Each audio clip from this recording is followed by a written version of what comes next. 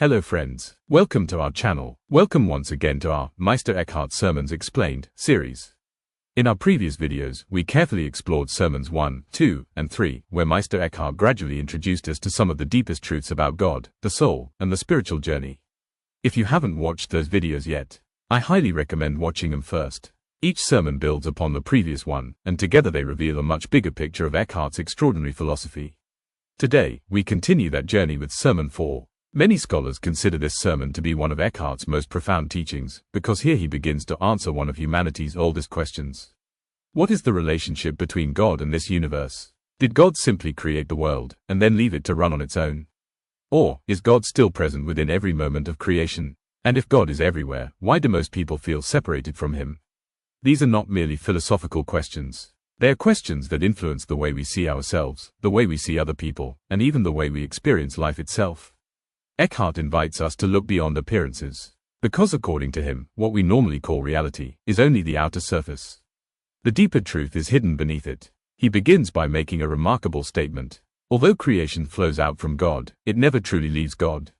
At first, this may sound difficult to understand. If the universe has been created, doesn't that automatically make it separate from its creator?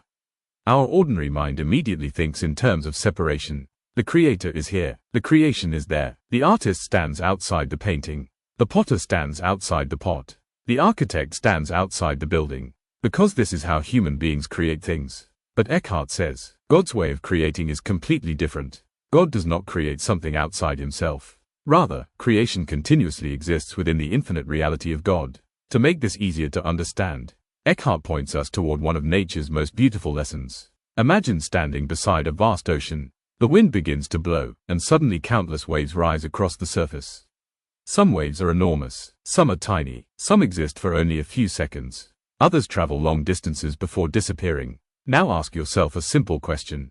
Is any wave truly separate from the ocean? The answer is obvious. No, a wave has no independent existence. Its beginning is the ocean. Its life is the ocean. Its substance is the ocean. And finally, its end is also the ocean. The wave appears separate, only because our eyes focus on its temporary shape. Its form creates the illusion of individuality, but its essence has never been anything other than water. Eckhart says, human beings are exactly like those waves. Every person appears to have a separate identity. We have different names, different faces, different languages, different beliefs, different personalities. From the outside, we seem completely different from one another. But beneath all these temporary forms, there is one single divine reality, from which every living being arises. Just as thousands of waves can exist without leaving the ocean, countless beings can exist without ever leaving God. This idea completely changes the way we look at life. Because if every soul arises from the same divine source, then separation is not the ultimate truth. It is only the way things appear on the surface. Perhaps this is why we often feel incomplete. We spend our lives trying to become whole, without realizing that at our deepest level, we have never been separate from the wholeness we are searching for. Eckhart wants us to shift our attention from the changing wave to the infinite ocean. Because only then can we begin to discover our true identity.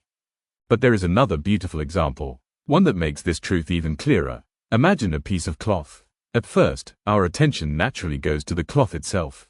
We admire its color, its design, its texture, its beauty, but very few people stop to ask, what actually makes the cloth a cloth? Now imagine removing one thread.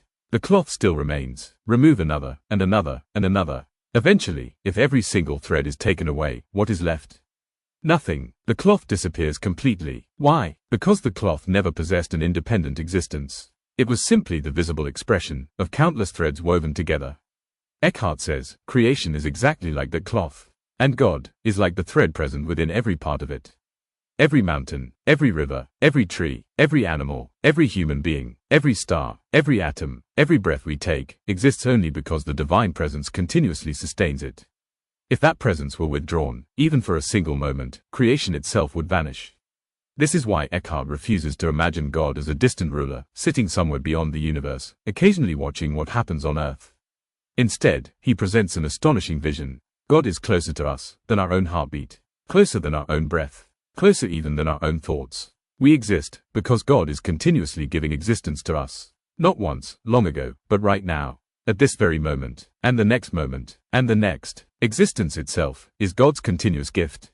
This understanding changes everything. If God is present within every person, then how can hatred become natural? If the same divine reality lives within every being, how can pride survive?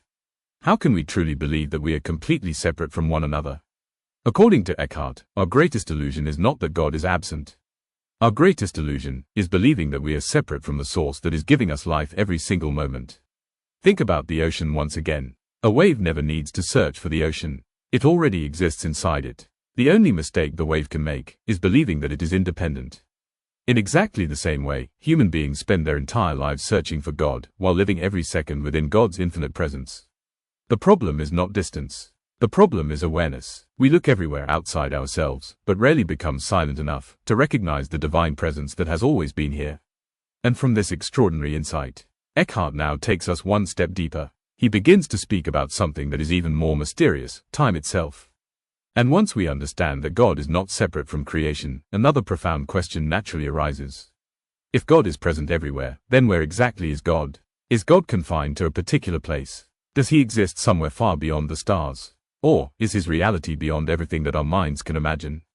Eckhart answers this question in a surprising way. He says, God is not limited by space. But even more importantly, God is not limited by time. This is one of the most revolutionary ideas in the entire sermon. Everything we know in this physical universe exists within time. A flower blooms and eventually withers. A child is born, grows into an adult, becomes old, and finally dies. Mountains slowly rise, and over countless centuries, they are worn away. Great civilizations appear, flourish, and disappear. Even the brightest stars have a beginning, and one day, they will come to an end. Everything around us is constantly changing, and because it changes, it is bound by time. But Eckhart says, God is completely different. God does not grow older. God does not move from one moment to another. God does not become greater or lesser. Nothing can be added to God. Nothing can be taken away. Because the infinite cannot become more infinite, and the perfect cannot become more perfect. This is why Eckhart says, God exists beyond the flow of time itself. Think about how we experience life. We constantly divide reality into three parts: the past, the present, and the future. Sometimes we become trapped in memories. We replay old conversations, old mistakes, old disappointments. At other times, our minds rush toward the future. We worry about tomorrow. We fear what might happen. We imagine situations that may never even exist. Very rarely do we live completely in the present moment. But according to Eckhart, this division exists only for the human mind. For God, there is no past to remember. There is no future to wait for. There is only one eternal, unchanging, living present. What we call now is only a tiny passing instant. But God's eternal now has no beginning and no end. It is not a moment inside time. It is the timeless reality from which time itself continuously appears. This idea may seem difficult at first, yet the more deeply we reflect on it, the more extraordinary it becomes. Because if God is beyond time, then his presence is never old, never new, never distant, never delayed. It is eternally, completely here. And this realization prepares us for Eckhart's deepest insight of all, an insight that transforms not only our understanding of God, but also our understanding of our own soul. And now, Eckhart arrives at the deepest point of Sermon 4. If God exists beyond time, then something extraordinary follows. The moment of creation is not simply an event that happened billions of years ago. According to Eckhart, God is creating the universe, right now. Not because the universe keeps beginning again, but because its existence depends completely upon God's eternal presence. Imagine the sun shining over the earth. The sunlight reaches everything around us. The moment the sun stopped shining, the light would disappear instantly. In the same way, creation exists only because God is continuously giving it existence. Every heartbeat, every breath, every movement, every thought, every moment of life is sustained by the eternal presence of God. Creation is not something that God once made and then abandoned. Creation is a living expression of God's continuous activity. This understanding changes the way we see every ordinary moment. The present is no longer ordinary. It becomes the very place where the divine is constantly revealing itself. But Eckhart does not stop there. He now turns our attention inward. He says, within every human being, there is a depth that is untouched by time. A silent center, where no image can reach, no memory can enter, no thought can fully describe. Most of our lives are spent on the surface of the mind. We are occupied by endless thoughts, plans, desires, fears, successes, failures, and because our attention remains fixed on these changing experiences, we rarely discover the silent ground that lies beneath them. Yet Eckhart teaches that this silent ground is where the soul encounters God directly. Not through imagination, not through words, not even through intellectual knowledge, but through immediate experience. This is why silence holds such an important place in the mystical tradition. When the constant noise of the mind begins to settle, something remarkable happens. We no longer feel separated from life. We no longer experience ourselves as isolated individuals struggling against the world.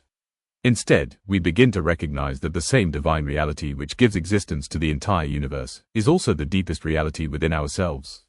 This does not mean that the human ego becomes God. Rather, it means that when the ego becomes quiet, the divine presence that has always been there is finally recognized. That is why Eckhart repeatedly encourages us to let go of attachment, to let go of pride, to let go of the false identities that we spend our lives protecting. Because every attachment strengthens the illusion of separation, and every moment of inner silence reveals the unity that has always existed. Perhaps this is the greatest message of Sermon 4. We are not invited to search for God somewhere far away. We are invited to awaken to the presence that is already here. Closer than our breath, closer than our thoughts, closer even than the idea of ourselves. The wave has never left the ocean. The threads have never been separate from the cloth. And the soul has never been separate from God. The journey is not about reaching the divine. It is about awakening to the divine reality that has always been the very ground of our existence. Thank you so much for watching. If you found this explanation meaningful, please like this video, share it with those who are sincerely interested in spirituality, and subscribe to the channel to continue exploring the timeless wisdom of Meister Eckhart Sermons Explained. I look forward to seeing you in the next sermon. Until then, stay aware, stay peaceful, and keep seeking the truth within.